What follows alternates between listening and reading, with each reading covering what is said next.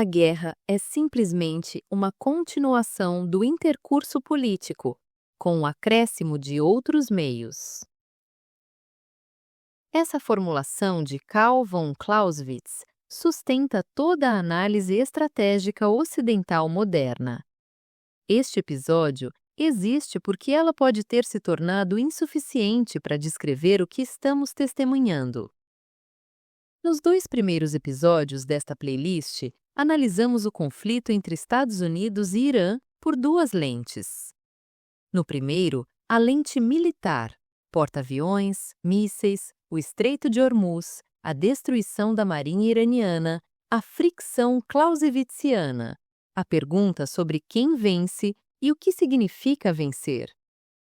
No segundo, a lente espiritual e profética, Daniel 10, Miguel, o príncipe da Pérsia, o Purim, o estilhaço na Torá, as escatologias em colisão. Se você não ouviu esses episódios, dá para acompanhar este sem eles, embora eu recomende voltar quando puder. Hoje, seguimos por um caminho que conecta ambos, e o resultado perturba mais do que qualquer um deles isoladamente. Começo pelo Clausewitz completo, porque a precisão da formulação importa. No livro 8G da Guerra, capítulo 6b, Clausewitz escreveu: usamos deliberadamente a expressão com o acréscimo de outros meios, porque também queremos deixar claro que a guerra em si não suspende o intercurso político, nem o transforma em algo totalmente diferente. Na sua essência, esse intercurso continua, independentemente dos meios que emprega. As linhas gerais ao longo das quais os eventos militares progridem e às quais estão ligados são linhas políticas, que continuam ao longo da guerra até a paz subsequente. Observem a precisão. Clausewitz sustenta que o intercurso político segue ativo durante a guerra. As decisões militares estão ligadas a linhas políticas. O conflito começa com um objetivo político e termina quando esse objetivo é alcançado ou quando o custo se torna inaceitável. Esse mecanismo permite que guerras tenham condições de terminação. Recorre-se à força para obter algo concreto: território, recursos, mudança de regime, destruição de uma ameaça militar. Quando o objetivo se realiza, a guerra acaba. Toda a discussão do episódio 1 operou sob essa premissa. E se essa premissa simplesmente deixasse de se aplicar? E se as pessoas conduzindo este conflito perseguissem um objetivo religioso escatológico em vez de um propósito político racional? E se a guerra deixasse de funcionar como instrumento para um fim político e se convertesse ela mesma no fim, porque passa a ser vista como um mecanismo necessário para cumprir profecia bíblica e provocar o retorno de Jesus Cristo? Clausewitz escreveu também no livro 1, capítulo 1: se as guerras entre nações civilizadas são muito menos cruéis e destrutivas do que as guerras entre selvagens, a razão se encontra nas condições sociais dos próprios estados e nas suas relações recíprocas. A contenção vem da racionalidade política. No mesmo capítulo, advertiu que a guerra seria levada aos seus extremos se fosse um ato completamente isolado, que surgisse de repente e sem conexão com a vida anterior do Estado. Crenças escatológicas operando dentro de um aparato militar representam justamente essa desconexão com a vida anterior do Estado secular americano. Se a motivação for provocar o Armagedon, a guerra se afasta da racionalidade política e tende aos extremos que Clausewitz descreveu. Saímos do paradigma clausewitziano. Essa possibilidade emerge de reportagens e denúncias documentadas neste momento. A Military Religious Freedom Foundation, a MRFF, organização com 2 décadas de atuação na defesa da separação entre Igreja e Estado nas Forças Armadas, reportou ter recebido denúncias de múltiplas instalações militares em todos os ramos das Forças Armadas americanas. Os números cresceram ao longo dos dias. O jornalista independente Jonathan Larsen publicou em 3 de março de 2026 que, até a noite de segunda-feira, havia mais de 110 denúncias de mais de 40 unidades em pelo menos 30 instalações. Na terça-feira, o Military.com publicou que os números haviam subido para mais de 200, oriundos de mais de 50 instalações, citando diretamente o fundador da MRFF, Mike Weinstein. O The Guardian cobriu na mesma data. A TRT World confirmou os números em 5 de março. A Premier Christian News acompanhou em 6 de março. A denúncia central permanece a mesma em todas as fontes. Comandantes militares estariam dizendo às tropas que a guerra no Irã faz parte do plano divino de Deus para provocar o Armagedon e o retorno de Jesus Cristo. Hoje montamos esse quebra-cabeça peça a peça. Preciso dizer desde já: vamos examinar essas denúncias com rigor, incluindo objeções sérias à sua verificabilidade, que foram levantadas por jornalistas cuja credibilidade é reconhecida. Nenhuma peça será tratada como prova definitiva isoladamente. Todas serão colocadas na mesa, e a imagem que emerge será avaliada por quem está ouvindo. A pergunta central deste episódio: estamos diante de uma guerra clausewitziana com objetivos políticos definidos, ou diante de algo que ultrapassa Clausewitz? Uma guerra conduzida, ao menos parcialmente, por atores que desejam a guerra pela guerra, porque a guerra se converte no próprio instrumento profético? Antes de avançarmos, preciso estabelecer a moldura de cautela sob a qual opero nesta conversa. Meu papel aqui consiste em exigir que cada peça do quebra-cabeça passe por escrutínio antes de ser encaixada.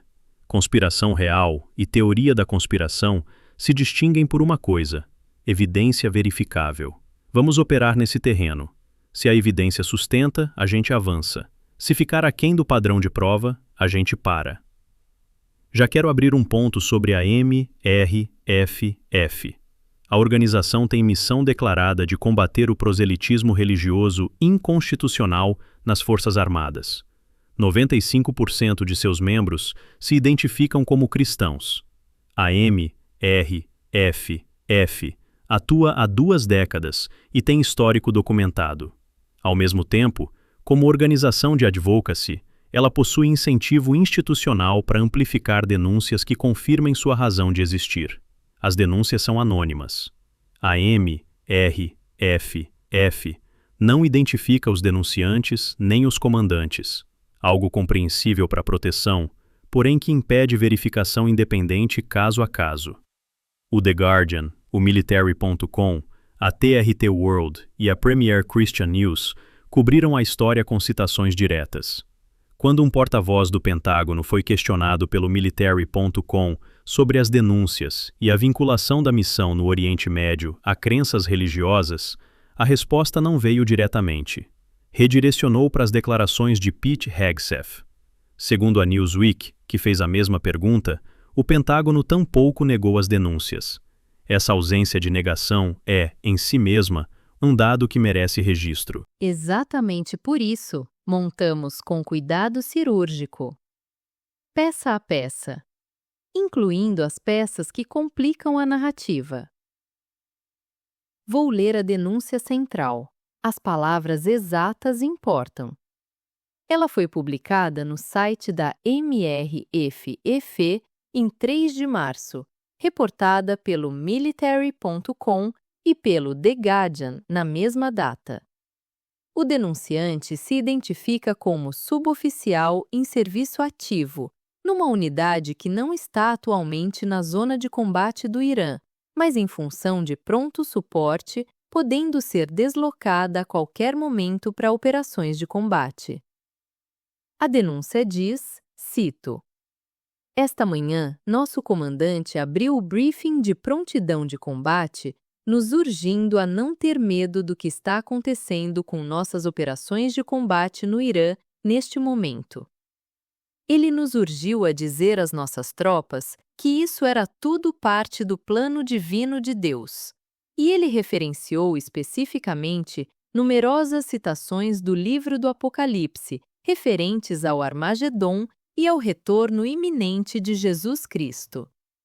Ele disse que o presidente Trump foi ungido por Jesus para acender o sinal de fogo no Irã, para causar o Armagedon e marcar seu retorno à Terra. Ele tinha um grande sorriso no rosto quando disse tudo isso, o que fez sua mensagem parecer ainda mais insana." O denunciante diz que fala em nome de 15 outros membros da unidade.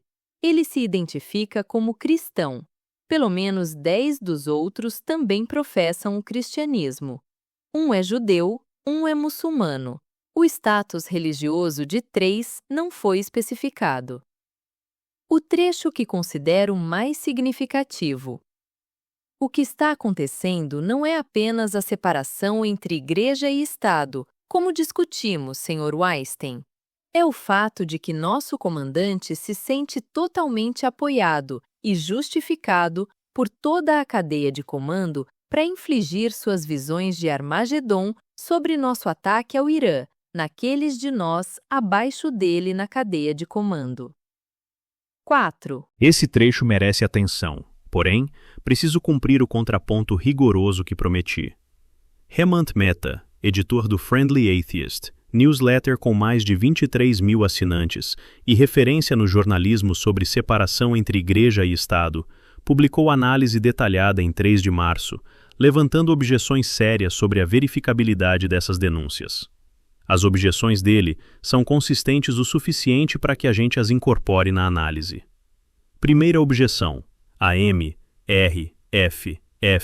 publicou apenas uma versão editada do e-mail original do denunciante. Quando Mehta pediu o e-mail na íntegra, Weinstein enviou a versão editada. Ao observar que aquela não era a versão original, Mehta viu Weinstein recusar compartilhá-la, alegando proteção da identidade. Segunda objeção: Mehta compilou 5 e-mails publicados pela MRFF ao longo dos últimos anos, sobre casos completamente diferentes, e apontou que todos seguem padrão estilístico virtualmente idêntico. Sempre uma pessoa representando dezenas de outras. Sempre com variedade religiosa demonstrativa, cristãos, um judeu, um muçulmano. Sempre com agradecimento efusivo a MRFF. Mehta registrou, cito: "Todo e-mail publicado pela MRFF soa mais como um e-mail interno de arrecadação escrito pela mesma pessoa. Raramente tem toque pessoal e a gramática é quase sempre perfeita." Ele qualificou: "Isso é observação", disse, "e não acusação." A terceira objeção, de maior peso. Weinstein admitiu a Mehta que recebeu apenas uma ligação sobre o incidente específico do comandante citado na denúncia central. Esse único oficial disse representar 15 outros soldados. As centenas de outras chamadas que a MRFF contabilizou envolviam religião nas Forças Armadas de modo geral, sem referência direta a esse incidente particular. Quarta objeção: nenhum nome de comandante foi fornecido. Nenhum repórter independente consegue verificar os fatos com qualquer testemunha. Quinta objeção: a MRFF arrecadou mais de $750 mil em 2024. Weinstein é o único funcionário assalariado, recebendo aproximadamente metade desse valor. Mehta argumenta que com esse volume de arrecadação, há responsabilidade proporcional em garantir que as histórias compartilhadas sejam detalhadas e verificadas o suficiente para resistir ao escrutínio. O Baptist News Global publicou em 6 de março artigo intitulado "Comandantes militares americanos estão mesmo falando sobre Armagedon?", assinado por Rick Pidcock, incorporando as objeções de Meta e concluindo, cito: "O que Larsen reportou é inteiramente plausível. O que Meta sugeriu é inteiramente razoável. É possível que ambos estejam certos." A análise de Meta é rigorosa e precisa ser levada a sério. O ponto importante dele: se esta história for desacreditada, prejudicaria trabalho legítimo de quem monitora o nacionalismo cristão nas Forças Armadas. Ao mesmo tempo, e aqui entramos em terreno verificável, o Pentágono se absteve de negar as denúncias quando questionado. Redirecionou. Quando o Baptist News Global, a Newsweek e o Military.com perguntaram diretamente, ninguém disse "isso é falso". Ninguém disse "estamos investigando". Apontaram para as declarações de Hegseth. Esse silêncio institucional não confirma as denúncias, porém deveria inquietar qualquer cidadão que espera do aparato militar accountability sobre o que está sendo dito às tropas. Incorporo as objeções de Meta e as mantenho na mesa, ao lado das peças que se seguem, porque mesmo que cada denúncia individual permaneça sem verificação independente, o contexto documentável em torno delas é verificável. E esse contexto é o que vamos examinar agora. Pete Hegseth ocupa o cargo de secretário de Defesa dos Estados Unidos. Uma precisão se impõe. Trump assinou ordem executiva em 5 de setembro de 2025, autorizando o uso do título secundário Secretário da Guerra. Porém, o título legal permanece Secretário de Defesa, até que o Congresso aprove legislação formal, conforme reportado pela Reuters, pela AP, pela Time, pelo The Hill e pelo Military.com. Hegseth tem adotado o título secundário publicamente, e a imprensa acompanhou. O site oficial do departamento passou a ser war.gov. Há uma série de fatos documentados sobre Hegseth que, quando colocados em sequência, constroem um perfil merecedor de exame cuidadoso. Apresentarei os fatos junto com as defesas que Hegseth e seus aliados ofereceram. Primeira peça. Hegseth porta pelo menos 2 tatuagens associadas às cruzadas. Uma é a Cruz de Jerusalém, tatuada no peito.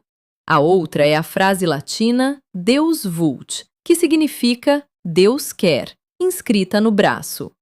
O Snopes identificou ainda uma terceira, a palavra árabe kafir, infiel, abaixo do Deus vult. Confirmado pela NPR em 14 de novembro de 2024, pela PolitiFact em 19 de novembro, pela ABC News em 18 de novembro, pelo Snopes em outubro de 2025, pelo Wall Street Journal em janeiro de 2025 e pela New Lines Magazine em 29 de novembro. A New Lines publicou um artigo extenso intitulado As tatuagens de Pete Hegseth e a obsessão das cruzadas da extrema-direita. A NPR contextualizou que Deus vult era o grito de guerra da Primeira Cruzada em 1095, cooptado por movimentos de extrema-direita como símbolo de supremacia ocidental cristã. A ABC News reportou que Hegseth foi sinalizado como potencial ameaça interna na Guarda Nacional, justamente pela tatuagem Deus vult. Durante sua audiência de confirmação no Senado em janeiro de 2025, o senador Kramer perguntou sobre a Cruz de Jerusalém, e Hegseth defendeu suas tatuagens como expressão de fé pessoal. A PBS transmitiu o trecho ao vivo. A defesa comporta mérito parcial. Matthew Bunson, do St. Paul's Center for Biblical Theology, explicou que a Cruz de Jerusalém aparece na ornamentação artística e arquitetônica de igrejas e edifícios cristãos, como design em capas de bíblias e frequentemente como joalheria usada para declarar a fé cristã. Cristãos de diferentes tradições portam a Cruz de Jerusalém sem qualquer conexão com o extremismo. O ponto sobre evidência acumulativa versus evidência isolada. Uma tatuagem, por si só, não prova motivação escatológica. O que importa é o contexto combinado. Cada peça isoladamente admite explicação alternativa. A pergunta relevante diz respeito ao acumulado. Aponta numa direção consistente ou diverge? Segunda peça. Um vídeo de 2018 filmado na conferência do Israel National News, o Arutz Sheva, em Jerusalém. Hegseth discursa e declara textualmente: 1917 foi um milagre. 1948 foi um milagre. 1967 foi um milagre. 2017, a declaração de Jerusalém como capital foi um milagre. E não há razão para que o milagre do restabelecimento do templo no Monte do Templo não seja possível. Eu não sei como aconteceria. Você não sabe como aconteceria. Mas eu sei que pode acontecer. Reportado pelo Israel National News em 14 de novembro de 2024. Pelo Christian Post, em 6 de fevereiro de 2025. Pelo Middle East Eye, na mesma data. E pelo Times of Israel, igualmente em novembro de 2024. O vídeo original da conferência permanece acessível publicamente no YouTube. O Temple Institute, organização israelense dedicada à construção do terceiro templo, publicou o trecho com entusiasmo.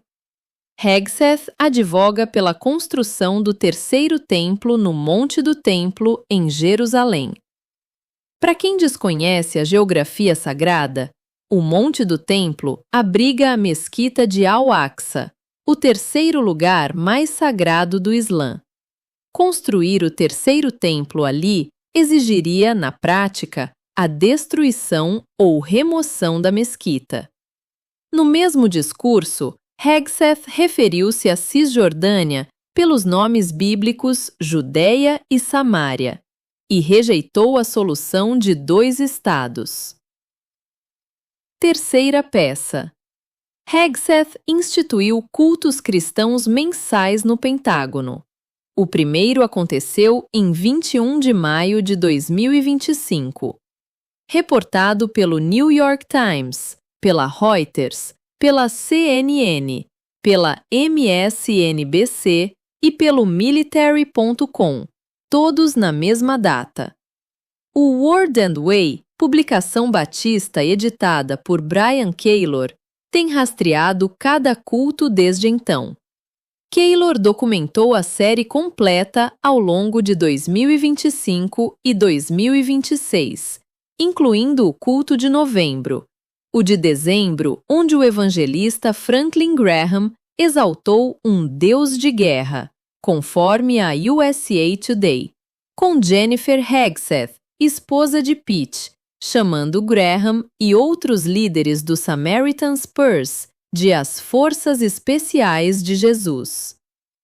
Em fevereiro de 2026, o Military.com reportou que dezenas de contratistas de defesa e militares da ativa receberam convites por e-mail do Pentágono para participar.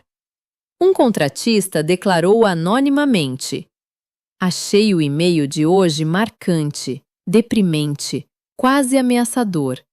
Vibes de filme de terror.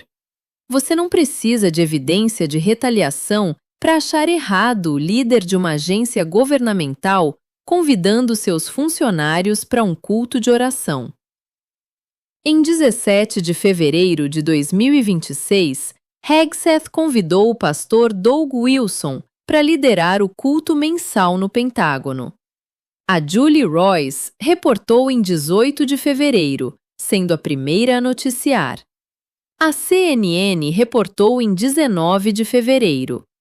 O Washington Post cobriu igualmente em 18 de fevereiro. Quem é Doug Wilson? O fundador da denominação Communion of Reformed Evangelical Churches, a CREC, a qual Hegseth pertence, conforme confirmado pela PBS e pela AP em agosto de 2025, quando Hegseth declarou orgulho em pertencer à CREC.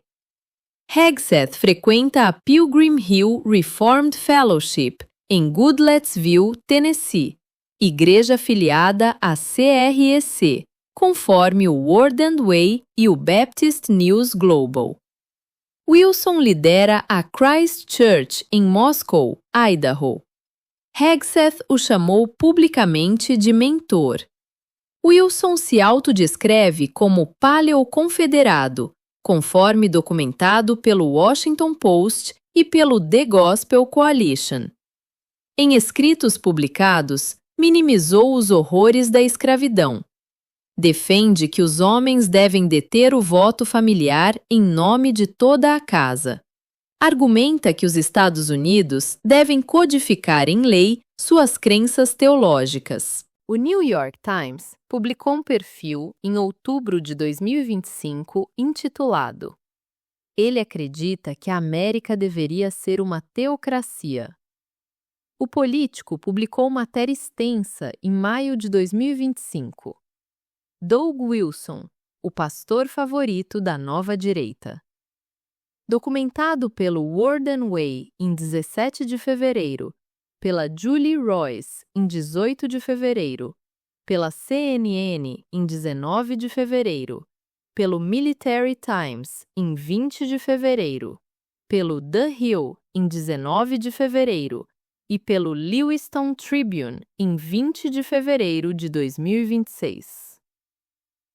O Word and Way documentou em detalhe o que aconteceu naquele culto. Wilson pregou sobre confiar em Deus para proteção em batalha. Disse: Davi saiu para confrontar Golias e não foi protegido por nada tão inadequado quanto a armadura de Saul.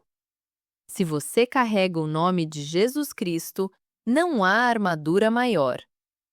Depois, comparou os cultos mensais no Pentágono a um possível cisne negro de avivamento, um cisne negro de reforma, invocando o grande despertar e o dia de Pentecostes bíblico. Hegseth subiu ao palco ao lado de Wilson e disse: Obrigado pela sua liderança, pelo seu mentoreio, pelas coisas que você começou. Não há plano B, apenas o plano A de Deus. Verificável no vídeo publicado pela Christ Church no Facebook em 17 de fevereiro e no artigo do Word and Way. No Café da Manhã Nacional de Oração, em 5 de fevereiro de 2026, Hegseth declarou textualmente, conforme registrado pelo Word and Way e pelo Baptist News Global. A América foi fundada como nação cristã. Continua sendo nação cristã no nosso DNA, se conseguirmos mantê-la. É precisamente por isso que instituímos um culto de oração mensal no Pentágono, um ato do que vemos como prontidão espiritual. Nesse mesmo discurso, citou Jesus falando sobre morrer pelo Evangelho, para argumentar que um soldado que morre pelos Estados Unidos encontra a vida eterna. O Baptist News Global publicou análise intitulada Trump e Hegseth desafiam a teologia evangélica no café da manhã de oração. Quarta peça. 9 dias antes da Operação Epic Fury, em 19 de fevereiro, Hegseth discursou na Convenção de Mídia Cristã do NRB em Nashville. O discurso consta na programação oficial do NRB, que anunciou Hegseth como headliner da Freedom 250 Celebration. A CNN reportou que ele criticou a esquerda sem Deus e exaltou Valores cristãos ocidentais. A Religion News Service registrou que enquadrou políticas de imigração e educação como bíblicas, declarando: Cristo é Rei. O Christian Post, o The Hill, o Tennessee Lookout, o Nashville Scene e a Julie Roys confirmaram o conteúdo. O Tennessee Lookout registrou que a plateia gritou: USA! USA! Seguido de: Cristo é Rei! Cristo é Rei! O The Daily Beast reportou que tropas de elite foram obrigadas a assistir ao discurso. Quinta peça. Já durante o conflito, Hegseth deu coletiva de imprensa no Pentágono em 4 de março de 2026, conforme transcript oficial publicado em war.gov e transmitido ao vivo pelo C-SPAN. Declarou: B-2, B-52, B-1, drones Predator, caças controlando os céus, escolhendo alvos, morte e destruição do céu o dia todo. Estamos jogando pra valer. Nossas regras de engajamento são ousadas, precisas e projetadas para desatar o poder americano. Isso nunca foi para ser uma luta justa. E não é uma luta justa. Estamos dando socos neles enquanto estão no chão, que é exatamente como deveria ser. Reportado pela PBS, pela ABC News, pela CNN, pela Al Jazeera, pelo Times of Israel, pelo New Republic, pelo LA Times e pelo The Atlantic. Essa coletiva específica não menciona Deus, não menciona escatologia. São declarações militares agressivas, que se inserem numa tradição retórica já vista antes. Curtis LeMay usava linguagem semelhante sobre bombardear o Vietnã de volta à Idade da Pedra. O The Atlantic publicou análise intitulada Pete Hegseth trata soldados americanos mortos como problema de relações públicas. Reconheço, contudo, o peso do acumulado. As tatuagens de cruzada, o discurso do Terceiro Templo em 2018, os cultos mensais no Pentágono desde maio de 2025, o convite ao mentor Wilson, a declaração de prontidão espiritual no Café da Manhã Nacional de Oração, o discurso na Convenção de Mídia Cristã 9 dias antes da guerra. 5 peças verificáveis. Cada uma isoladamente admite explicação alternativa. 5 peças apontando numa direção consistente configuram o que na análise de inteligência se chama de pattern of life, um padrão comportamental. Weinstein declarou ao Military.com que Hegseth deixa claro: aqui está o modelo que queremos. Isso encoraja totalmente os nacionalistas cristãos na cadeia de comando. A conexão entre o topo e a base se torna ao menos plausível. Preciso abrir parêntese que considero indispensável e que quase nenhuma cobertura jornalística abordou. Rick Pidcock, do Baptist News Global, foi o primeiro a articular isso com clareza em 6 de março. A teologia de Doug Wilson e a teologia descrita na denúncia da MRFF pertencem a tradições cristãs distintas. Wilson é postmilenialista reformado. Acredita que a Igreja deve dominar culturalmente a sociedade antes do retorno de Cristo, num horizonte temporal longo. Num debate recente com Mike Bird no podcast Premier Unbelievable, Wilson declarou que chegar de onde estamos até meu estado ideal das coisas acontecerá mais provavelmente daqui a 500 anos. A teologia descrita pelo comandante na denúncia da MRFF, por outro lado, é dispensacionalismo pré-tribulacional. A tradição que espera o arrebatamento iminente dos fiéis, 7 anos de tribulação e a Batalha do Armagedon como eventos próximos. As duas tradições compartilham o nacionalismo cristão e o apoio a Israel. Divergem radicalmente na cronologia e na urgência. A formulação de Pidcock é precisa, cito, Wilson e seus seguidores, como Hegseth, estão apenas começando com a visão teocrática que têm para os Estados Unidos e para o mundo. Mas também porque o fim está tão distante, segundo eles, parece improvável que o próprio Hegseth ache que conseguiria provocar o Armagedon antes das eleições de meio de mandato. Essa distinção é analiticamente decisiva. O nacionalismo cristão de Hegseth e Wilson visa a dominação cultural de longo prazo. O dispensacionalismo dos pastores como John Hagee e do comandante descrito na denúncia busca a aceleração do fim dos tempos. Ambos representam riscos quando penetram o aparato militar. Ambos borram a linha entre governo secular e projeto religioso. Os mecanismos, contudo, diferem. Uma possibilidade que merece atenção. Hegseth pode estar criando a cultura, o ambiente permissivo, onde comandantes dispensacionalistas se sentem autorizados a propagar sua teologia às tropas, mesmo que a teologia de Hegseth seja outra. O Baptist News Global capturou essa possibilidade. Hegseth treinou seus oficiais leais para seguirem sua teologia no campo de batalha. Se esses oficiais absorvem o nacionalismo cristão, porém o filtram pela lente dispensacionalista que aprenderam em suas próprias igrejas, o resultado é o que as denúncias descrevem. Duas tradições teológicas diferentes convergiram no mesmo aparato militar. A confluência opera em camadas, e o resultado na base pode diferir do que o topo imagina. A história oferece exemplos abundantes de instrumentos ideológicos que escapam ao controle de quem os forjou. Saímos do Pentágono e vamos para a Casa Branca.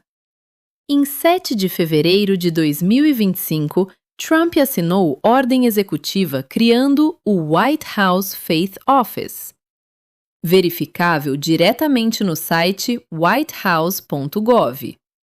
Nomeou como conselheira sênior e líder desse escritório a pastora Paula White Cain, conforme anúncio oficial da Casa Branca na mesma data. White Cain é televangelista milionária, pregadora da teologia da prosperidade. O Guardian publicou matéria em abril de 2025 intitulada Falsa Profeta, a escolha de Trump para liderar o escritório de fé da Casa Branca gera polêmica. O Christianity Today fez perfil extenso em maio de 2025, detalhando sua trajetória e a controvérsia em torno da nomeação. Um vídeo de White Cain tornou-se viral em março de 2026 no contexto da guerra com o Irã. Preciso ser preciso sobre a origem, porque a precisão importa. O jornalista conservador Pedro L. Gonzalez, da revista Chronicles, publicou o vídeo com a legenda Doomsday Cultist. O vídeo, entretanto, não pertence ao evento recente, conforme documentado pelo Yahoo News, reproduzindo reportagem do Telegraph, de 8 de fevereiro de 2025, e pela Julie Royce, em novembro de 2024, o sermão é de novembro de 2020, quando White Cain pregou na igreja City of Destiny, em Apopka, Flórida, durante a apuração da eleição presidencial. A transcrição completa, verificável no vídeo original que viralizou na época, golpeia e golpeia e golpeia e golpeia e golpeia e golpeia e golpeia e golpeia e golpeia e golpeia até que tenhas vitória. Para cada inimigo que está alinhado contra ti, que haja que golpearíamos o chão, pois tu nos darás vitória. Deus, eu ouço um som de abundância de chuva, eu ouço um som de vitória. O sermão, originalmente, se referia à eleição de 2020. Viralizou novamente em março de 2026 como se fosse declaração sobre a guerra no Irã. A recontextualização pode ser enganosa e, por honestidade documental, registro a data original. A linguagem e a postura de White Cain são, todavia, demonstradas pelo vídeo, independentemente do contexto temporal. O que está verificado sobre White Cain no contexto atual?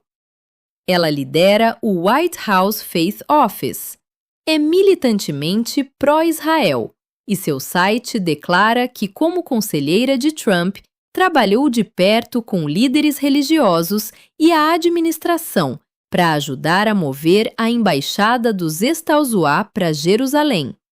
Apoiou o reconhecimento da soberania bíblica de Israel nas colinas de Golã e esteve em reunião privada com Netanyahu em julho de 2024, junto com o pastor John Hagee e outros líderes cristãos. White Cain afirmou publicamente: dizer não ao presidente Trump seria dizer não a Deus. Conforme registrado pelo Yahoo News, pela Alternet e pelo The Bulwark. John Hagee fundou Christians United for Israel, a CUFI, a maior organização sionista cristã dos Estados Unidos. Segundo o site oficial da CUFI, a organização ultrapassou 10 milhões de membros. A CUFI declara abertamente que apoiar Israel é imperativo bíblico ligado à segunda vinda de Cristo. Introduz o dado estrutural que altera a escala da conversa. O sionismo cristão não é fenômeno marginal nos Estados Unidos. Segundo o acadêmico Tristan Sturm, citado pela Al Jazeera em fevereiro de 2026, há mais de 30 milhões de sionistas cristãos americanos, a maioria afiliada a igrejas evangélicas no Sudeste e Centro-Sul, a região conhecida como Bible Belt.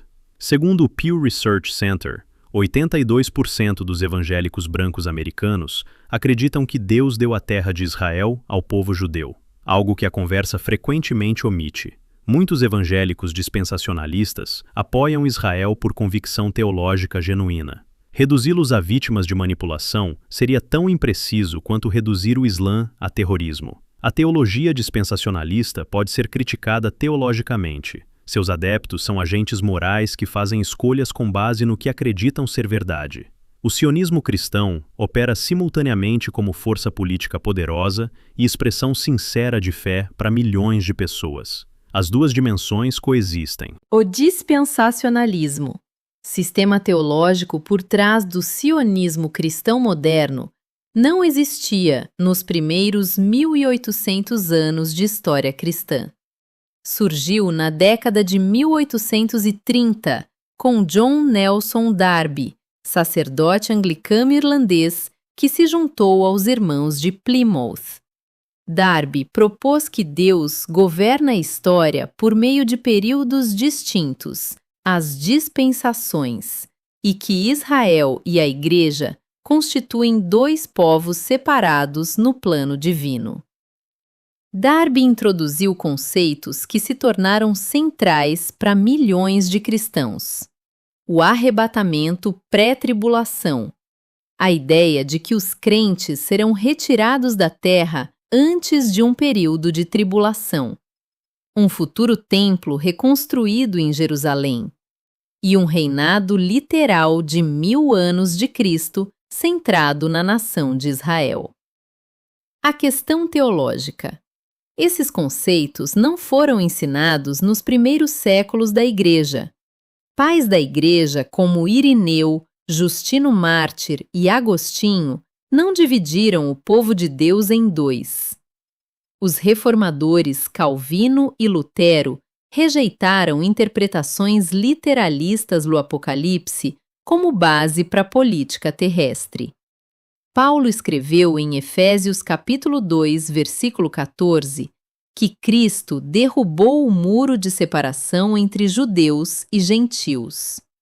Gálatas capítulo 3, versículo 28, declara que em Cristo não há judeu nem grego. O dispensacionalismo inverteu essa direção teológica e restaurou a separação que o Novo Testamento declarou abolida. Darby pregava para audiências relativamente pequenas. O que transformou o dispensacionalismo de doutrina marginal em força cultural americana foi a Bíblia de referência Scofield. Publicada pela Oxford University Press em 1909, revisada em 1917, Cyrus Ingerson Schofield inseriu notas de rodapé dispensacionalistas diretamente no texto bíblico. A genialidade editorial residia no formato.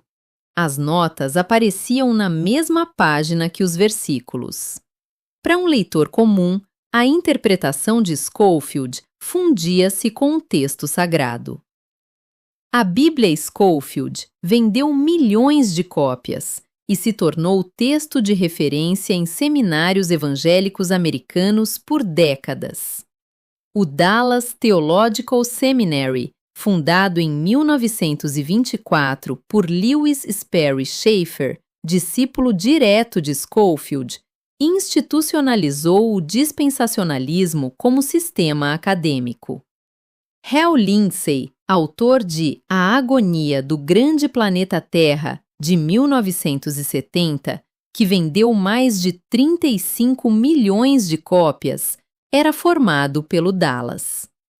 Tim LaHaye, coautor da série Deixados para Trás, que vendeu mais de 80 milhões de cópias, pertencia à mesma tradição. O dispensacionalismo, sistema teológico por trás do sionismo cristão moderno, não existia nos primeiros 1800 anos de história cristã. Surgiu na década de 1830, com John Nelson Darby, sacerdote anglicano irlandês que se juntou aos irmãos de Plymouth. Darby propôs que Deus governa a história por meio de períodos distintos, as dispensações, e que Israel e a Igreja constituem dois povos separados no plano divino. Darby introduziu conceitos que se tornaram centrais para milhões de cristãos. O arrebatamento pré-tribulação, a ideia de que os crentes serão retirados da terra antes de um período de tribulação, um futuro templo reconstruído em Jerusalém, e um reinado literal de 1000 anos de Cristo centrado na nação de Israel. A questão teológica. Esses conceitos não foram ensinados nos primeiros séculos da Igreja. Pais da Igreja como Irineu, Justino Mártir e Agostinho não dividiram o povo de Deus em dois. Os reformadores Calvino e Lutero rejeitaram interpretações literalistas do Apocalipse como base para a política terrestre. Paulo escreveu em Efésios capítulo 2, versículo 14, que Cristo derrubou o muro de separação entre judeus e gentios. Gálatas capítulo 3, versículo 28, declara que em Cristo não há judeu nem grego. O dispensacionalismo inverteu essa direção teológica e restaurou a separação que o Novo Testamento declarou abolida. Darby pregava para audiências relativamente pequenas, o que transformou o dispensacionalismo de doutrina marginal em força cultural americana foi a Bíblia de referência Schofield. Publicada pela Oxford University Press em 1909, revisada em 1917, Cyrus Ingerson Schofield inseriu notas de rodapé dispensacionalistas diretamente no texto bíblico. A genialidade editorial residia no formato. As notas apareciam na mesma página que os versículos. Para um leitor comum, a interpretação de Schofield fundia-se com o texto sagrado. A Bíblia Schofield vendeu milhões de cópias e se tornou texto de referência em seminários evangélicos americanos por décadas. O Dallas Theological Seminary, fundado em 1924 por Lewis Sperry Chafer, discípulo direto de Schofield, institucionalizou o dispensacionalismo como sistema acadêmico. Hal Lindsey, autor de A Agonia do Grande Planeta Terra, de 1970, que vendeu mais de 35 milhões de cópias, era formado pelo Dallas. Tim LaHaye, coautor da série Deixados para Trás, que vendeu mais de 80 milhões de cópias, pertencia à mesma tradição. Um ponto metodológico. O fato de uma tradição teológica ser recente não a torna automaticamente falsa. Antiguidade não constitui critério de verdade. A Bíblia Scofield pode ser criticada por fundir interpretação com texto sagrado. Porém, Scofield acreditava genuinamente no que escreveu. Existem afirmações circulando online de que Scofield mantinha conexões com figuras sionistas de sua época, especificamente Samuel Untermyer. A evidência documental para essas conexões é frágil. O que existe são afirmações em fontes secundárias e terciárias, sem corroboração por pesquisa acadêmica primária. A Oxford University Press publicou a Bíblia Scofield porque era produto editorial rentável e o dispensacionalismo já contava com uma audiência considerável. O que está documentado é o efeito. A fusão do texto bíblico com notas dispensacionalistas fez com que gerações de cristãos americanos lessem a Bíblia como se o arrebatamento pré-tribulação, a reconstrução do templo e o papel especial de Israel no fim dos tempos fossem ensinamentos autoexplicativos. São interpretações de uma escola teológica específica surgida no século XIX, tratadas por milhões de americanos como fato bíblico. É esse efeito que cria a infraestrutura ideológica para tudo o que estamos discutindo. Quando Hegseth fala do terceiro templo como milagre possível, opera dentro dessa infraestrutura. Quando comandantes enquadram a guerra no Irã como parte do plano de Deus, ativam essa infraestrutura. Quando a CUF mobiliza 10 milhões de membros para apoiar Israel incondicionalmente, manifesta essa infraestrutura. A questão vai além do que as pessoas acreditam. Reside no que fazem com o que acreditam. O que acontece agora é que essa crença opera dentro das estruturas de poder mais letais do planeta. As denúncias da MRFF, verificáveis ou não, caso a caso, inserem-se em histórico documentado. A presença de convicções escatológicas na cadeia de comando militar americana tem precedentes verificáveis. O que as denúncias atuais sugerem é escala e explicitude novas. O tenente-general William Gerald Jerry Boykin, 3 estrelas, Deputy Undersecretary of Defense for Intelligence, sob Donald Rumsfeld. Em outubro de 2003, fez discursos em igrejas vestindo uniforme militar completo. Declarou que um comandante de milícia somali era um ídolo e que eu sabia que meu Deus era um Deus real e o dele era um ídolo. Descreveu a guerra ao terror como batalha contra um inimigo espiritual chamado Satanás. Declarou que Bush estava na Casa Branca porque Deus o colocou lá.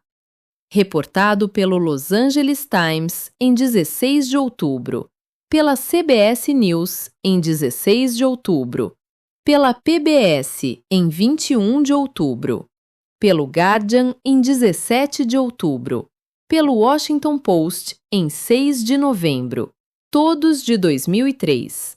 O Departamento de Defesa investigou e concluiu que Boykin violou regulamentos ao não verificar que não falava em capacidade oficial, conforme o New York Times reportou em agosto de 2004. Boykin não foi removido do cargo. A Air Force Academy, em Colorado Springs, a MRFF, documentou ao longo de 2 décadas padrão de proselitismo institucionalizado. O New York Times publicou em 2005, Air Force Academy Staff Found Promoting Religion. O Departamento de Defesa ordenou investigação que confirmou os problemas. Preciso introduzir distinção que a conversa frequentemente apaga. Existem 3 fenômenos separados. Primeiro, soldados religiosos que encontram conforto na fé durante o combate. Universal, humano, legítimo. Segundo, comandantes que empregam linguagem religiosa para motivar tropas. Patton rezava para que parasse de chover antes da Batalha das Ardenas. Instrumentalização retórica, questionável, porém distinta do terceiro fenômeno. Terceiro, comandantes que acreditam genuinamente que a guerra é instrumento divino para provocar eventos escatológicos e comunicam isso às tropas como quadro interpretativo da missão militar. Esse terceiro fenômeno é o que as denúncias da MRFF descrevem. Qualitativamente diferente dos 2 primeiros, porque nesse caso, a guerra funciona como veículo para um fim profético, e um fim profético não admite condição de terminação política. Um general que reza para vencer deseja a vitória. Um general que acredita que a guerra é mecanismo do Armagedon deseja que a guerra aconteça. Vetores completamente distintos. Agora vamos documentar como a cultura permissiva se manifesta na administração atual, para além de Hegseth. Mike Pompeo, secretário de Estado sob Trump no primeiro mandato.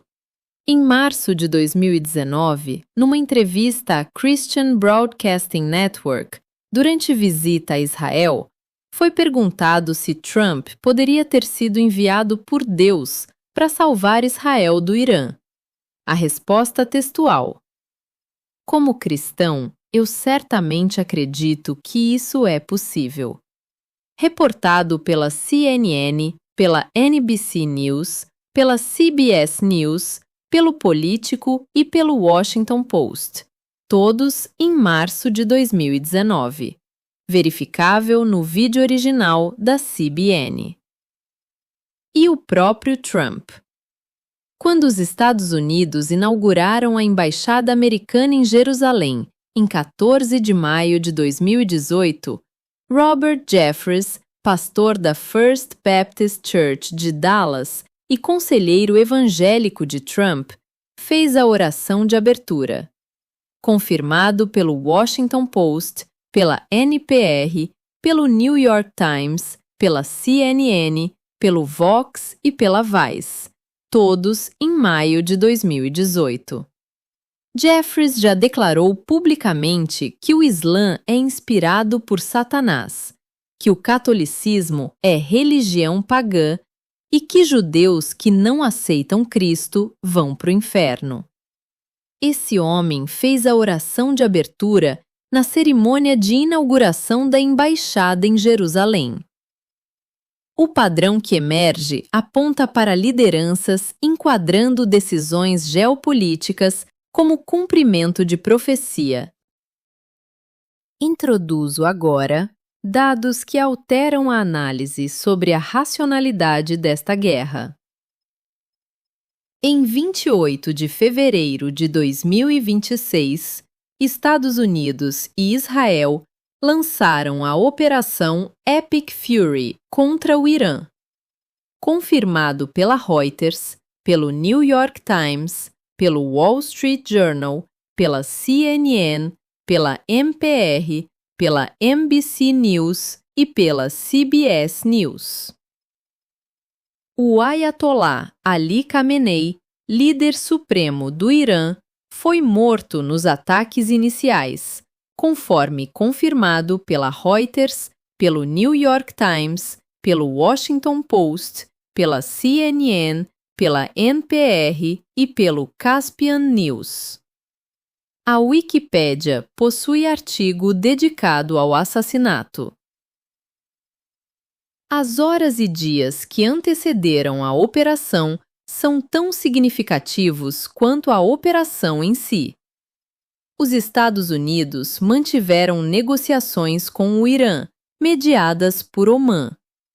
A primeira rodada aconteceu em Omã, em fevereiro de 2026, com uma rodada preliminar em abril de 2025, conforme o Seoul Fan Center, a PBS e a AP documentaram. A segunda rodada de 2026 ocorreu em Genebra, em meados de fevereiro. A terceira rodada encerrou-se em Genebra, em 26 de fevereiro, 2 dias antes dos bombardeios. Confirmado pela Axios, pela Reuters, pelo New York Times, pelo Bloomberg, pela BBC, pela NPR, pela AP, pela Defense News e pelo Fox News. Os negociadores americanos eram Jared Kushner, genro de Trump, e Steve Witkoff, enviado especial. A Foreign Policy publicou artigo em 3 de março, intitulado Os solucionadores de problemas de Trump, Witkoff e Kushner, recebem um efeito em diplomacia. O New York Times reportou em 26 de fevereiro que as negociações terminaram após 6 horas sem acordo. A Reuters e a NPR reportaram que o mediador Oman declarou haver progresso significativo. O Bloomberg informou que as partes concordaram em se reunir novamente na semana seguinte. A Al Jazeera publicou em 28 de fevereiro matéria em que o ministro das Relações Exteriores de Omã declarou que a paz estava ao alcance e que o Irã havia concordado em não acumular material nuclear. 2 dias depois, vieram os bombardeios. As versões divergem. O Times of Israel publicou em 3 de março que autoridades americanas dizem que a via diplomática estava num beco sem saída quando Trump aprovou os ataques. O New York Post reportou que Witkoff revelou que os iranianos teriam afirmado durante as negociações possuir urânio suficiente para 11 bombas nucleares. Por outro lado, o mediador Oman citou progresso significativo e ambas as partes tinham concordado em nova rodada. A BBC e o Guardian confirmaram a versão Omani. Le Monde usou a palavra breakthrough, avanço decisivo. Scott Ritter, ex-inspetor-chefe de armas da ONU no Iraque, argumentou em análises publicadas que as negociações foram encenação. Se essa análise estiver correta, o que aconteceu tem nome técnico no direito internacional: perfídia, definida pelo artigo 37 do Protocolo Adicional 1 às Convenções de Genebra, como atos que invocam a boa-fé de um adversário com intenção de traí-la. A caracterização como perfídia requer que se prove a ausência de intenção genuína de negociar. Provar a ausência de intenção é epistemologicamente difícil. Há elementos factuais que sustentam a plausibilidade. A cronologia. Bombardeios 2 dias após a conclusão de negociações em Genebra, onde o mediador citou progresso significativo. O perfil dos negociadores, Kushner e Witkoff, sem qualificação em diplomacia nuclear. E o fato de que ambas as partes haviam concordado em nova rodada na semana seguinte, rodada que os bombardeios tornaram impossível. Ambas as versões devem ser consideradas, a versão americana de beco sem saída e a versão omani de progresso. A proximidade temporal entre progresso significativo e bombardeios massivos é, no mínimo, perturbadora. Num paradigma clausewitziano, quando o adversário está na mesa e o mediador cita progresso, a tendência é continuar negociando. Recusar a negociação nesse ponto só se justifica se o objetivo real diferir do declarado. Acrescento dado teológico verificável. O Ayatollah Ali Khamenei emitiu declarações religiosas, frequentemente referidas como fatwa, declarando armas nucleares proibidas pela lei islâmica. A origem dessas declarações remonta a outubro de 2003 e foram formalmente referenciadas pelo Irã à AIIA em agosto de 2005. Preciso ser preciso sobre a natureza dessas declarações. A Atlantic Council publicou o artigo em maio de 2024, intitulado A Fátua Nuclear que Não Era, argumentando que Khamenei nunca emitiu fátua formal escrita contra construir armas nucleares, apenas declarações orais contra seu uso. O Washington Institute publicou em 2021 artigo intitulado A Fátua Flexível do Irã. O escopo e a sinceridade dessas declarações são matéria de debate legítimo entre analistas. Alguns as consideram barreira doutrinária genuína, outros instrumento retórico voltado às negociações. Ambas as leituras são sustentáveis com a evidência disponível. O que é verificável?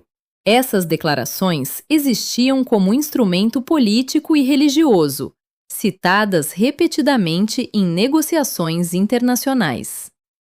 Khamenei está morto. As declarações morreram com ele. Se o objetivo era impedir o Irã de obter armas nucleares, eliminar a pessoa invocada como obstáculo religioso à nuclearização produz resultado que, ao menos, exige explicação. O Aran Online, jornal estatal egípcio em inglês, publicou em 3 de março artigo com a manchete: Ao matar Khamenei, os EUA e Israel mataram sua proibição de armas nucleares. Retorno ao Clausewitz com mais profundidade. No livro 1, capítulo 1 de Da Guerra, Clausewitz apresenta o que ficou conhecido como a Wunderliche Dreifaltigkeit, a Trindade Maravilhosa. 3 forças operam em toda a guerra: a paixão primordial, violência, ódio, inimizade. O jogo livre do acaso, da probabilidade e da criatividade. E o elemento de subordinação, a racionalidade política que direciona a guerra. Clausewitz associa cada elemento a um polo da sociedade. A paixão pertence primariamente ao povo. O acaso e a criatividade pertencem ao comandante e ao exército. A racionalidade política pertence ao governo. A metáfora: pêndulo oscilando entre 3 pontos de atração. O equilíbrio entre os 3 permite que a guerra seja conduzida sem se tornar fenômeno absoluto. Clausewitz, no mesmo capítulo: uma teoria que desconsiderasse qualquer uma dessas 3 forças, ou que buscasse fixar uma relação arbitrária entre elas, entraria em conflito com a realidade a tal ponto que seria totalmente inútil. Se comandantes enquadram a guerra como instrumento do Armagedon, o polo da paixão religiosa engole o polo da racionalidade política. Se o secretário de Defesa conduz cultos no Pentágono e fala em prontidão espiritual, a racionalidade que deveria subordinar a paixão se contamina por ela. A trindade perde equilíbrio. Clausewitz nos indica o que se segue. A guerra tende ao absoluto. 2 pontos de pressão. Primeiro, Clausewitz escreveu sobre guerras napoleônicas. Van Creveld, em A Transformação da Guerra, argumentou que a Trindade não captura guerras onde atores não estatais operam fora do trinômio povo, exército, governo. Mary Caldor, em Novas Guerras, propôs lógica diversa para conflitos contemporâneos. Aplicar Clausewitz à guerra motivada por escatologia integra uma tradição de debate sobre os limites do modelo. Segundo, a guerra pode ser clausewitziana em algumas camadas e pós-clausewitziana em outras, simultaneamente.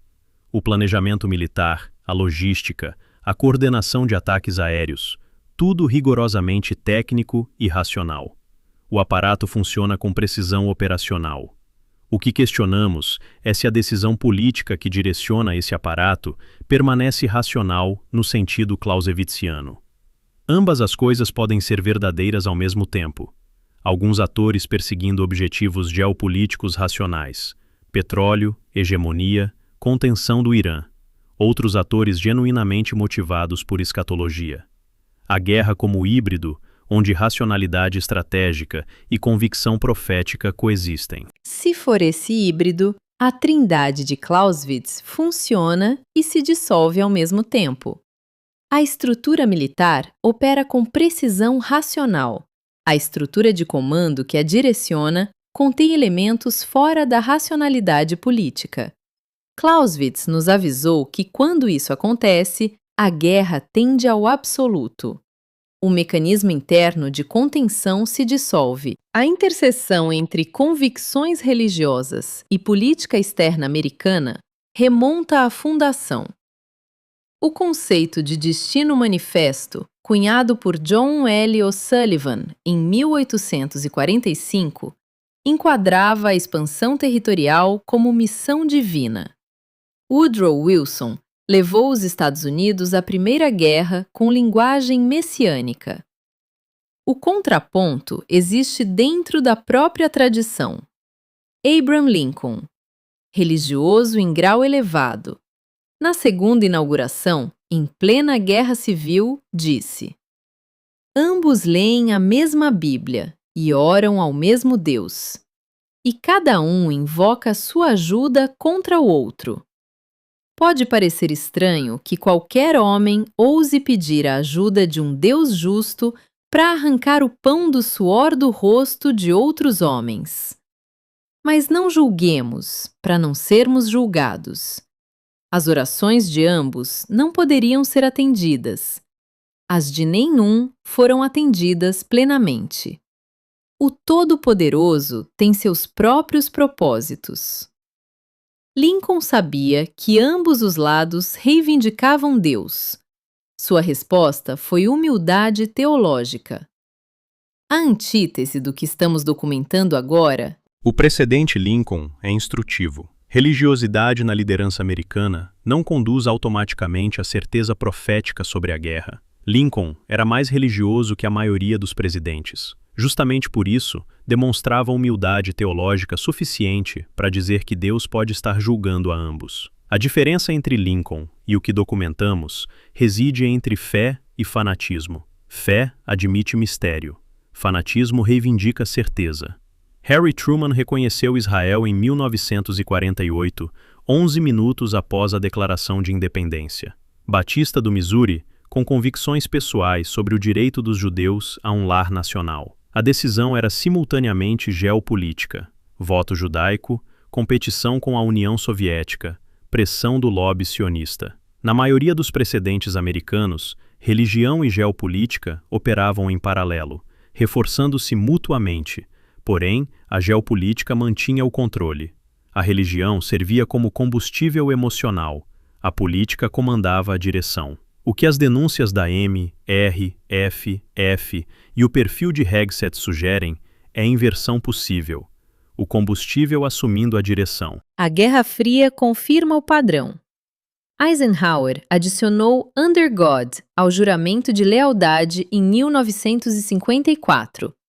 A retórica anticomunista era intensamente religiosa. Eisenhower, entretanto, operava com cautela clausewitziana extrema. Quando a União Soviética invadiu a Hungria em 56, recusou intervenção. O cálculo político não justificava o risco. A religião informava a retórica. A geopolítica informava as decisões. O que torna o momento atual potencialmente distinto. Se os dados estão corretos, a escatologia pode estar informando as decisões. A geopolítica servindo como retórica. O espelho precisa ser virado. O Irã é, por definição constitucional, teocracia, governada pelo princípio do velayat e faqih. O líder supremo era simultaneamente autoridade política e religiosa. Há assimetria que merece ser nomeada. O Irã é abertamente teocrático. A Constituição iraniana declara isso. Os Estados Unidos se declaram Estado secular. A primeira emenda proíbe o estabelecimento de religião pelo Estado. Se a cadeia de comando militar americana opera sob motivações escatológicas, isso viola a premissa constitucional americana. No Irã, ao menos o quadro é transparente. Essa constatação levanta a pergunta mais desconfortável do episódio. Quando o senador Kennedy chama iranianos de fanáticos religiosos para justificar a guerra, projeta no adversário acusação que pode ser espelhada internamente. A simetria, contudo, não é total. O Irã enforca homossexuais, prende mulheres por não usarem véu, financia milícias em toda a região. A teocracia iraniana tem histórico de violações de direitos humanos massivas. Reconhecer que há fundamentalismo cristão operando no aparato militar americano não exige idealizar a República Islâmica. Os fenômenos merecem crítica simultânea. Saio da análise ideológica e entro nos dados militares concretos. Independentemente de motivações religiosas, os números contam história que merece atenção. Os radares THAAD. O terminal High Altitude Area Defense é o sistema antimíssil mais avançado dos Estados Unidos para interceptação de mísseis balísticos. Os Estados Unidos possuem 8 baterias THAAD operacionais.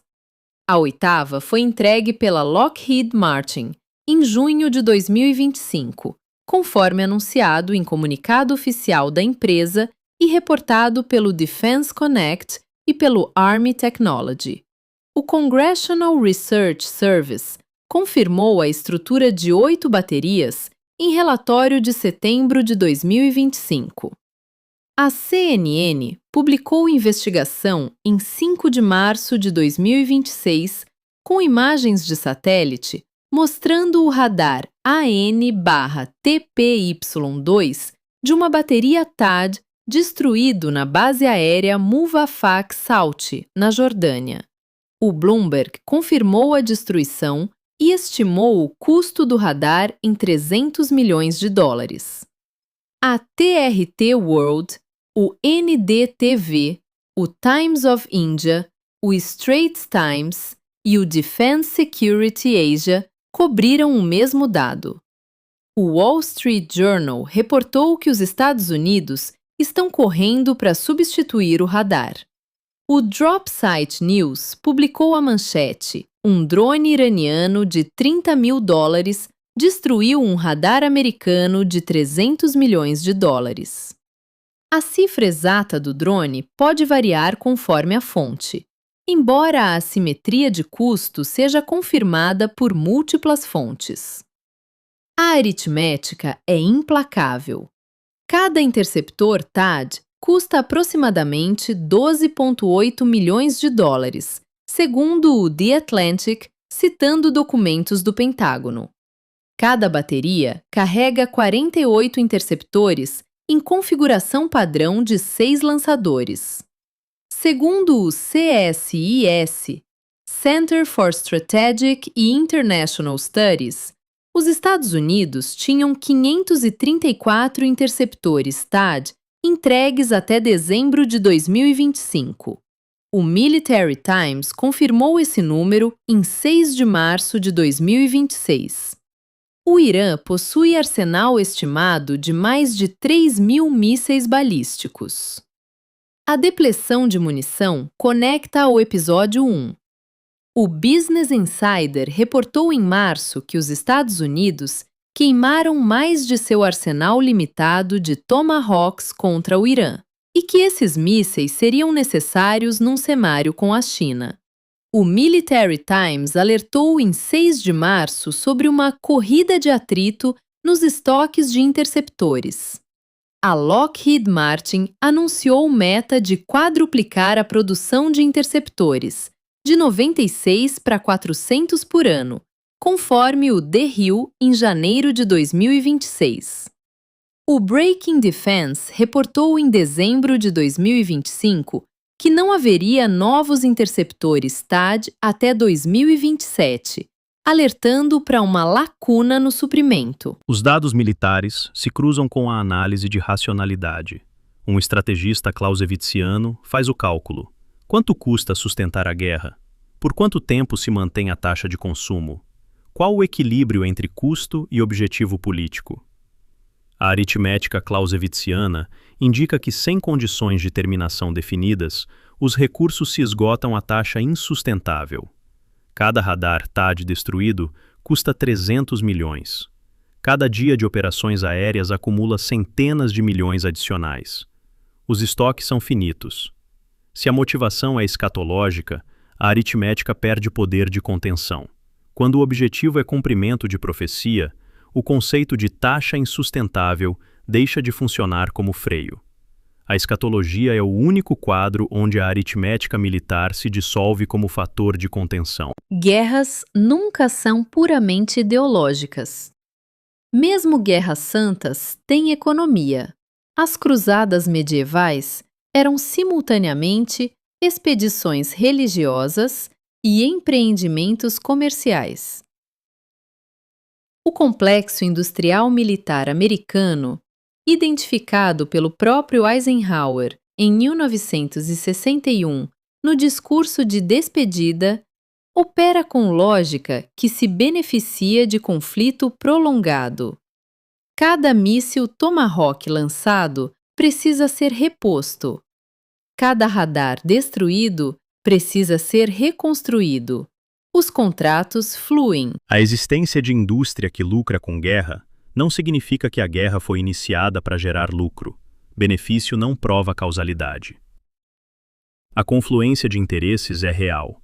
Atores ideológicos que desejam a guerra por escatologia, atores econômicos que lucram por razões financeiras, atores geopolíticos que buscam hegemonia, convergência de vetores que torna a guerra quase inevitável quando nenhum vetor contrário a contém.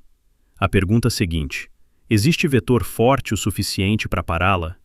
Os vetores que normalmente encerram guerras, custo insustentável, opinião pública, oferta de negociação, estão sendo neutralizados. O custo é ignorado pela escatologia. A opinião pública é moldada pela mídia. A negociação foi interrompida antes de amadurecer. Tudo o que discutimos ganha dimensão existencial com a variável nuclear. O objetivo declarado da Operação Epic Fury era destruir a capacidade nuclear iraniana. Os bombardeios atingiram Natanz, Fordow e Isfahan. Fordow está dentro de montanha, projetada para resistir a bombardeio aéreo. Mesmo os Bunker Busters GBU-57 podem não ter penetrado totalmente. O know-how para a reconstrução não pode ser bombardeado. Antes da guerra, o Irã estava há semanas de breakout nuclear. A AIEA documentava isso em relatórios trimestrais. As declarações de Khamenei contra armas nucleares, quaisquer que fossem seu escopo e sinceridade, foram eliminadas junto com ele. O establishment iraniano que escolher sucessor o fará em contexto de guerra, destruição e fúria nacional. A probabilidade de que o novo líder mantenha qualquer proibição contra a única arma capaz de impedir destruição do país é analiticamente baixa. Se a guerra não destruiu completamente a capacidade nuclear iraniana, e se as declarações contrárias à nuclearização foram eliminadas, o resultado líquido pode ser o oposto do objetivo declarado. Em vez de impedir Irã nuclear, a guerra pode ter tornado o Irã nuclear inevitável, com motivação adicional de vingança. Dentro da lógica escatológica, isso se encaixa de modo perturbador. A pergunta que um analista precisa fazer: se o objetivo fosse provocar o Armagedon, quais ações teriam sido diferentes? Até agora falamos em sistemas, ideologias, mísseis, dólares. Preciso falar em pessoas. A abstração é o mecanismo que permite que continuem morrendo. O Irã tem aproximadamente 93 milhões de habitantes, segundo o Worldometer, para 2026. Teherã, quase 10 milhões na área metropolitana, foi bombardeada. Isfahan, mais de 2 milhões, patrimônio cultural da humanidade, foi bombardeada. Mídia estatal iraniana reportou no primeiro dia que um ataque atingiu uma escola primária de meninas no sul do Irã, matando pelo menos 85 crianças, conforme a NPR Illinois, reproduzindo a reportagem. Se a destruição seguir padrões do Iraque, onde o estudo da Lancet de 2006 estimou mais de 600 mil mortes em excesso nos primeiros 3 anos, estamos diante de catástrofe humanitária. Quem são essas pessoas? Famílias. Crianças que não votaram no Ayatollah. Jovens que protestaram contra o véu obrigatório em 2022 no movimento Mulher, Vida, Liberdade. Se comandantes americanos dizem às tropas que essas mortes fazem parte do plano de Deus, isso constitui obscenidade moral. Instrumentaliza tanto o soldado quanto as vítimas. O soldado se torna ferramenta de profecia. As vítimas se tornam sacrifício num drama escatológico que nunca escolheram integrar. Os soldados americanos também pagam. O VA registra cerca de 17 suicídios de veteranos por dia. Quando a dissonância entre o que foi prometido e o que foi vivido se instala, o dano psicológico se mostra devastador. A posição escatológica não é consenso entre cristãos. Tratar os cristãos americanos como bloco monolítico seria tão impreciso quanto tratar os muçulmanos assim. A tradição reformada, luterana, anglicana, católica e ortodoxa, que juntas representam a maioria dos cristãos do mundo, rejeitam o dispensacionalismo como inovação sem base histórica. Teólogos como N.T. Wright se manifestam contra interpretações literalistas do Apocalipse como roteiro para a política externa. Dentro das Forças Armadas, as próprias denúncias à MRFF são evidência de dissidência. Soldados cristãos denunciando comandantes cristãos. O denunciante da denúncia central se identifica como cristão e manifesta horror.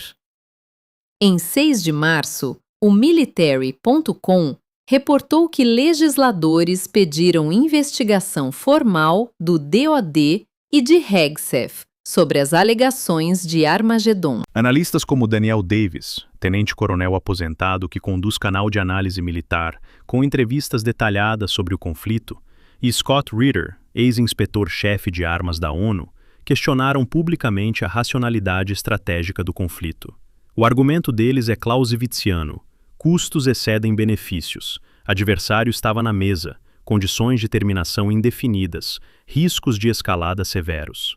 O professor Omer Bartov, entrevistado por Davis, argumentou que nenhuma quantidade de bombas destruirá o Irã, uma nação de 90 milhões de pessoas, e que os Estados Unidos parecem não ter definido o que efetivamente pretendem alcançar.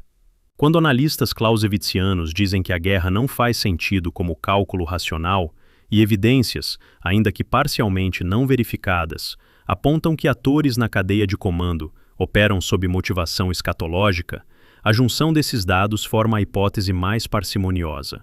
A guerra pode não fazer sentido como cálculo racional, porque pode não ser, em todas as suas dimensões, cálculo racional. Quando olhamos para o fundamentalismo religioso numa cadeia de comando militar, tendemos a olhar como observadores externos. A história mostra que fundamentalismo não é exclusividade de uma religião, nação ou era. O que todos os casos têm em comum é a certeza absoluta de que se está do lado certo da vontade de Deus. Essa certeza é o ingrediente mais perigoso da política humana. Elimina a possibilidade de erro. Se Deus está do seu lado, o adversário é, por definição, inimigo de Deus. E contra inimigo de Deus, nenhuma regra de engajamento se sustenta. Lincoln entendeu isso. O Todo-Poderoso tem seus próprios propósitos. Essa humildade teológica é o antídoto e está completamente ausente do discurso de Hegseth, das denúncias da MRFF, do enquadramento da mídia evangélica. Fundamentalismo próspera em ambientes de medo, incerteza e perda de controle. Os Estados Unidos passam por polarização extrema, declínio percebido de influência global, crise de identidade cultural. A escatologia oferece narrativa de sentido. Tudo está dando errado porque faz parte do plano de Deus. Reconfortante e perigoso. Transforma a destruição em significado. Uma vez que destruição adquire significado, desaparece a razão para pará-la. O fundamentalismo iraniano prospera pelas mesmas razões. Décadas de sanções, isolamento, humilhação percebida. A escatologia xiita oferece narrativa paralela. O sofrimento precede o retorno do Mahdi. Dois fundamentalismos alimentando-se mutuamente, cada ataque confirmando a narrativa do outro. Estamos quase acabando. Ao longo desta conversa, colocamos na mesa série de evidências e análises. Recapitulo como montagem final, separando o verificável do plausível. Verificável: o fundamento doutrinário. Teologia inexistente antes de 1830, consolidada pela Bíblia Scofield, institucionalizada pelo Dallas Theological Seminary, massificada por best-sellers apocalípticos. Sustenta que Israel deve existir, o templo deve ser reconstruído e o Armagedon deve acontecer para que Jesus retorne. Mais de 30 milhões de americanos a professam. Verificável: a infraestrutura institucional. CUF com 10 milhões de membros. White House Faith Office, liderado por televangelista. Secretário de Defesa conduzindo cultos no Pentágono, convidando mentores que defendem teocracia cristã, declarando publicamente que reconstrução do terceiro templo é milagre possível. Plausível, porém sem verificação independente caso a caso. Mais de 200 denúncias de mais de 50 instalações documentam comandantes enquadrando a guerra como instrumento do Armagedon. As objeções do Friendly Atheist e do Baptist News Global sobre a verificabilidade dessas denúncias são sérias e permanecem na mesa. Verificável: a diplomacia interrompida. Negociadores sem qualificação nuclear em rodadas que, segundo o mediador Oman, produziram progresso significativo, seguidas 2 dias depois por bombardeios massivos. Verificável: a aritmética. Declarações de Khamenei contra armas nucleares eliminadas junto com ele. Radar THAAD de 300 milhões de dólares destruído por drone iraniano. Estoques de munição depletados, com produção que não acompanha o consumo. Condições de terminação indefinidas. Verificável: a distinção teológica. A tradição pós-milenialista de Hegseth e Wilson difere da tradição dispensacionalista dos comandantes denunciados. Ambas convergem no nacionalismo cristão, divergem na cronologia escatológica. A cultura permissiva criada por uma pode autorizar a propagação da outra. Verificável: o precedente histórico. Interseção entre fé e política externa remonta ao Destino Manifesto, embora historicamente a geopolítica mantivesse o controle. Lincoln demonstrou humildade teológica em plena guerra civil. Eisenhower operou com cautela clausewitziana, apesar de retórica religiosa. E o custo humano: 93 milhões de iranianos, centenas de milhares de soldados americanos, famílias dos dois lados que não escolheram participar de nenhum drama escatológico. Nos episódios anteriores, trabalhamos com 2 hipóteses. A hipótese clausewitziana: guerra racional, com objetivos políticos definidos. E a hipótese pós-clausewitziana: guerra que ultrapassa o paradigma racional. Meu veredito? Nenhuma das duas, isoladamente, captura o quadro completo. Guerra puramente racional não interrompe negociações em andamento, com progresso significativo 2 dias antes de bombardear. Não envia negociadores sem qualificação. Não elimina o mecanismo que obstaculizava nuclearização do adversário. Não opera sem condições de terminação. Não tem secretário de defesa conduzindo cultos no Pentágono e declarando prontidão espiritual. Guerra puramente escatológica também não esgota a descrição. O aparato militar opera com precisão técnica. Interesses geopolíticos e econômicos reais estão em jogo. Nem todo ator é motivado por escatologia. A distinção teológica entre o topo e a base complica a narrativa de projeto escatológico unificado. Sustento hipótese de guerra híbrida. Múltiplas camadas operando simultaneamente. A camada geopolítica: hegemonia, petróleo, contenção do Irã. A camada econômica: complexo industrial militar, mercado de energia. A camada doméstica: base evangélica como pilar eleitoral. E a camada escatológica: atores em posições de comando que genuinamente acreditam que a guerra é instrumento divino, mesmo que a teologia específica varie entre tradições. Essas camadas convergem. Cada uma tem incentivos próprios para a continuação. Nenhuma tem incentivo suficiente para impor terminação. A trindade de Clausewitz está desequilibrada. Preciso qualificar. O componente escatológico repousa em evidência mais forte no nível institucional, os cultos, os discursos, as nomeações, e em evidência mais frágil no nível operacional, as denúncias da MRFF que não puderam ser verificadas independentemente. A conexão entre os dois níveis é plausível, porém parcialmente inferencial. Concordo com a hipótese híbrida, com essa qualificação. É a mais parcimoniosa, dá conta do conjunto de dados com menor número de suposições ad hoc. Parcimônia não é certeza. Novos dados podem alterar a análise. O que não é aceitável é fechar os olhos para o componente religioso porque é desconfortável. Quando o secretário de Defesa tem o perfil documentado que documentamos, quando a conselheira espiritual do presidente tem o histórico que tem, quando soldados reportam, ainda que por canal imperfeito, que comandantes enquadram a guerra como Armagedon, o ônus da explicação se desloca. Quem descarta precisa explicar como todas essas peças verificáveis não formam ao menos uma parte do quadro que aparentam formar. Este é o terceiro episódio desta playlist sobre o conflito entre Estados Unidos e Irã. No primeiro, montamos o tabuleiro militar. No segundo, mergulhamos nas correntes espirituais e proféticas.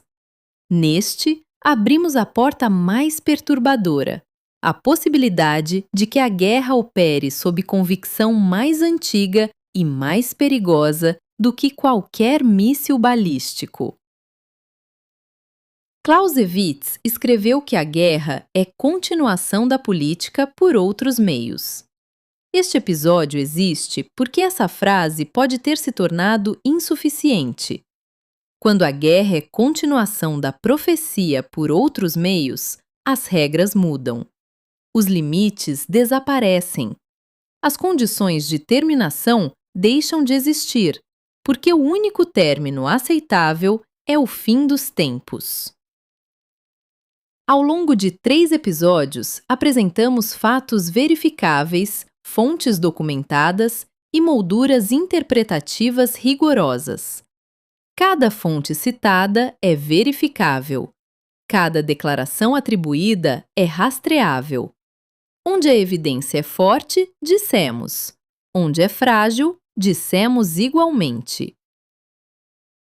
Preciso terminar com algo que vai além de evidência. Toda tradição religiosa digna desse nome, em seus melhores momentos, ensina que a vida humana é sagrada, que a paz é superior à guerra, que o sofrimento do outro tem reivindicação moral sobre nós. O Islã ensina que quem salva uma vida salva toda a humanidade. O judaísmo ensina que cada pessoa é um mundo inteiro. O cristianismo ensina que bem-aventurados são os pacificadores. Quando qualquer dessas tradições é instrumentalizada para justificar destruição em massa, o que está sendo servido deixa de ser Deus. É o poder, vestido com as roupas de Deus para parecer legítimo. Lincoln sabia disso. Na segunda inauguração, olhou para os dois lados e disse: ambos rezam ao mesmo Deus. E Deus pode ter propósitos que nenhum de nós compreende. Essa humildade teológica é o que faz de Lincoln um gigante moral. A ausência total dessa humildade no que estamos documentando é o que torna este momento tão perigoso. 3 episódios, 3 lentes, um conflito, nenhuma resposta simples. E uma certeza: as perguntas que levantamos não desaparecerão quando os bombardeios pararem. Se pararem. Porque as estruturas que documentamos, a teologia, as instituições, os incentivos econômicos, a base de 30 milhões de crentes, tudo isso precede esta guerra e sobreviverá a ela. A menos que sejam confrontados com evidência, com coragem e com a humildade de admitir que nenhum ser humano, nenhum líder político, nenhum pastor, nenhum general tem autoridade para falar em nome de Deus para justificar a morte de outros seres humanos. Este conteúdo constitui análise crítica de textos e declarações públicas, fundamentada em documentos e fontes citados. As citações são breves e transformadoras, usadas para fins de estudo, crítica e polêmica, conforme previsto em lei. Contestações documentadas são bem-vindas, e qualquer pessoa mencionada tem direito de resposta.